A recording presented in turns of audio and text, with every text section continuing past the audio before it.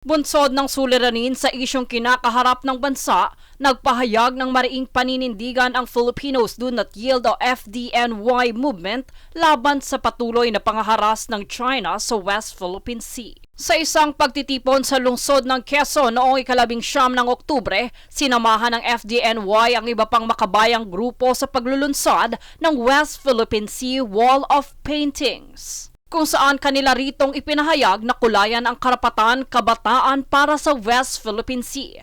Dito kanilang layuning itaas ang kamalayan ng mamamayan, lalo na ng mga kabataan ukol sa West Philippine Sea. Ang nasabing pagtitipon ay pinangunahan ng National Youth Commission at ng Blessed Movement sa pamumuno ni na Chairperson Joseph Francisco Ortega at Herbert Antonio Martinez. Ayon naman kay Giselle Albano, tagapagsalita ng FDNY, na mahalaga ang ganitong mga proyekto upang ipakita ang pagkakaisa ng mga Pilipino laban sa pangaharas ng bansang China sa teritoryo. Dito binatikos din ng grupo ang panibagong insidente ng pag-water cannon ng nasabing bansa sa mga Pilipinong mangingisda sa Bajo de Masinloc. Giit nila, hindi ang Pilipinas kundi ang bansang ito ang tunay na nanghaharas sa West Philippine Sea.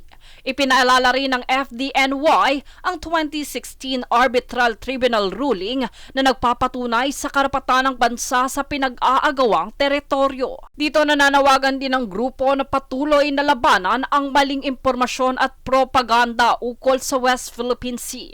Pahayag pa ng FDNY, buo ang kanilang suporta sa polisiya ng administrasyon na itaguyod ang transparency at ipaalam sa publiko ang mga agresibong aksyon ng bansang China. Sa huli, panawagan ng grupo na tumindig at ipaglaban ang West Philippine Sea. Kanila ring idiniin na ang bansa lamang ang may karapatan dito.